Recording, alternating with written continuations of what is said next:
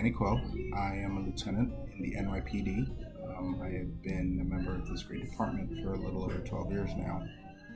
I have worked in all sorts of different capacities across New York City, from Staten Island to Brooklyn to Manhattan and to the Bronx, where I was a sergeant. And as a lieutenant, I spent some time in Midtown Manhattan.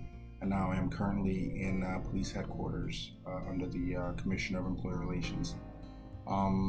It's a real honor for me to be a part of this, and it's kind of hard to talk about yourself in a video, and it's just like a one-man thing going on right now. But for me, it's so important that we in the law enforcement community, us as first responders, take care of ourselves, not just physically, but mentally and emotionally as well. In my role currently, I'm the commanding officer of the NYPD Sports Unit, which I probably have to admit is probably the coolest assignment thus far that I've had in this great department, because it allows me to ensure that the men and women of this department are taking care of themselves and finding outlets for the stressors that they see every day out on the streets. And I consider myself very lucky that I can play a part in keeping them active and helping them de-stress after the carnage that we all see as first responders. For me, I started learning the importance of finding an outlet because on November 4th, 2016, when I was a sergeant in the Bronx, the 4-3 precinct at the time, I was involved in an on-duty shooting with my mentor, my friend, Sergeant Paul Chuzzolo. It was just about half an hour before the end of our work day, and we responded to a gun run, as we have all done so many times. We had all done so many times in the past, and this was an event that I say for me in my life. There's the years before November 4th, 2016, and the years and the moments after. Every moment since then continues to feel like just a blessing that I still find myself here today.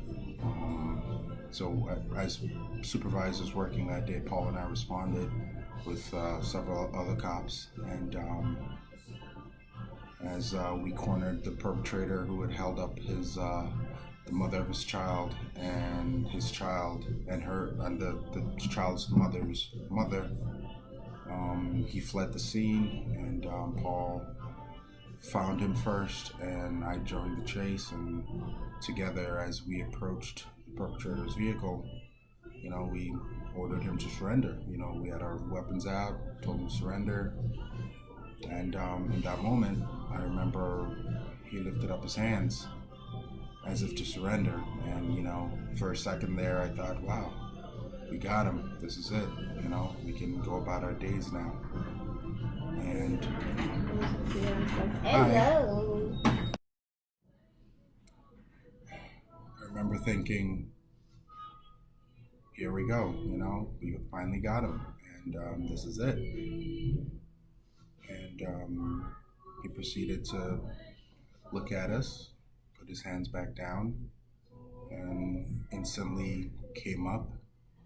And I remember just seeing him come up from out of the driver's side seat, and I was trying to figure out in my head what's going on. Like, why is he standing up? In that moment, I remember Paul.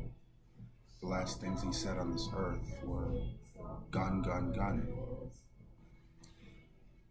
and just a split second later, Paul was shot. And he essentially died in front of me. I was also shot in the chaos by the perpetrator, and thankfully other officers on the scene, my brothers Arvid and Elwin, shot back, and terminated the threat. When I talk about this incident, it probably feels like this long drawn out movie type event, but everything couldn't have taken more than 5 seconds, and just like that, everyone's life was forever changed.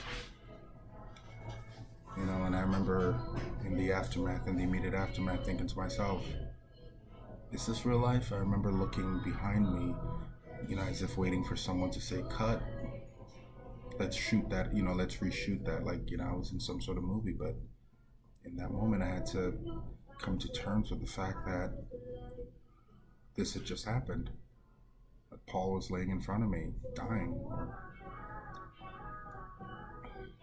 And, my left leg was on fire, but, at that moment, all I could think about was Paul and his family. And, that knowing fully well that we'd have to get him, to at least try to get him to the hospital to do something, anything. Transported Paul to the hospital in a van, trying to keep him with us. That was probably the longest, must have been 4 minutes of my life. I couldn't even tell you to this day. We get to the hospital and, we're screaming at the ambulance and the nurses to please get a gurney to get him out. And it was only in that moment, as the nurses came out with a gurney to take him, his lifeless body, from the van, that I remember all of us just starting to completely break down and just hysterically crying at the door to the hospital. And then at that point, my legs started to really, really hurt. I remember lying in the hospital bed adjacent to Paul's as they first started working on him. And all I could do was just look over there, and as they tried to get his body armor off, his uniform off, his boots off, and then at the same time the doctors are trying to work on me and ask me questions about my injury and how I was feeling, and in that moment, all I knew was that I would probably be okay, but Paul was my focus. The rest of that day is such a blur. But there are a few things I do remember. I remember strangely trying to will myself to remember every last emotion I felt, every last thing that I could remember, because I consider myself a pretty self-aware individual, and I knew I had read the material about high stress situations and about how memory sometimes fails you, and so I was trying so hard to remember everything from that night, and I gotta tell you, I don't. To all these years later, there's people who come up to me and ask me if I remember talking to them that night, and I don't. I remember my wife being rushed to the hospital to visit with me. I remember meeting Paul's wife.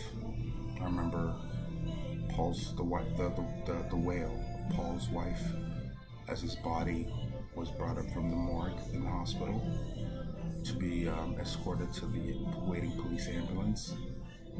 I remember thinking that there was no way I could walk behind her on this last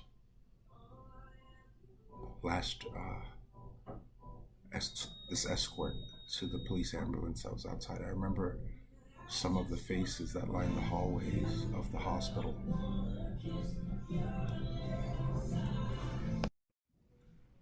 I remember the faces, some of the faces. Some that would look at me with intense grief in their eyes. I remember some who couldn't look at me. Most who couldn't stare at Paul's widow. as she struggled to follow him to the ambulance. And I could spend the next hour talking about what it's been like for me in the days and the months following this incident. But I what I will tell you is that the range of emotions that have gone through my head in the past 3+ years have been incredible. There's days of joy, there's sadness, there's regret, there's guilt. I ask myself a lot, why him and not me? I ask myself if maybe if I did this or changed one action, maybe Paul would be able to go home to his two boys that day, that Friday. I know, things happen how they're supposed to happen, and we cannot, we don't get the luxury of going back to change it. But I certainly wish that we could. It is still rare for me to go a night of sleep that I don't think of Paul in those last moments. Those nights are very few that my mind doesn't replay that incident.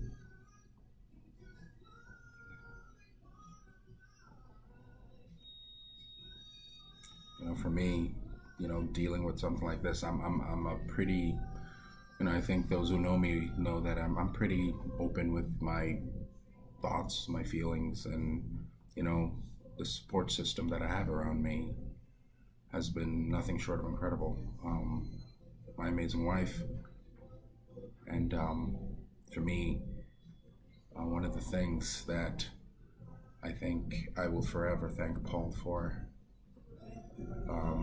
My daughter on March 12th of 2020 will be turning 2, and I mean, how do I not feel this debt of gratitude for the fact that I'm able to watch her turn 2, all because of him on that day. So everything I do, or everything I've done since November 4th, 2016, has been to honor him. And I hope that I have been doing okay so far. And this is, for me, this is a constant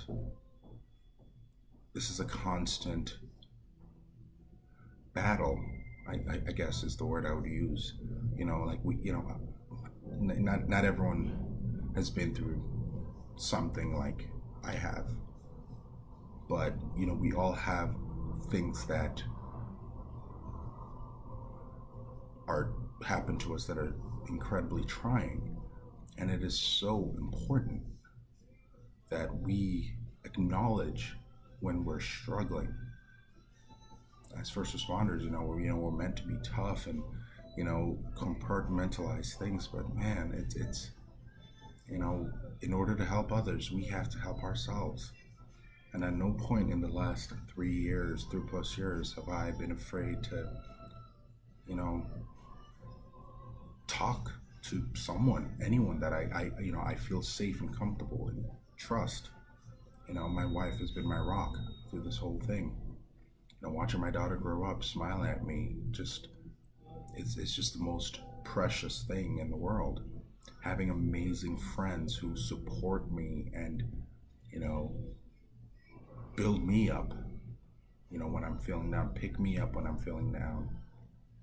And, for me, in my experience, and I know it's not everyone has had the same experience, but, NYPD has, in their own way, been a great resource for me. I remember in the months after Paul died, I would just show up at, without, I didn't have to make a big deal out of it, because I just wanted to talk to someone or just sit with someone. And I remember the doctor, I don't know if she was a psychologist, a psychiatrist or clinical, I don't know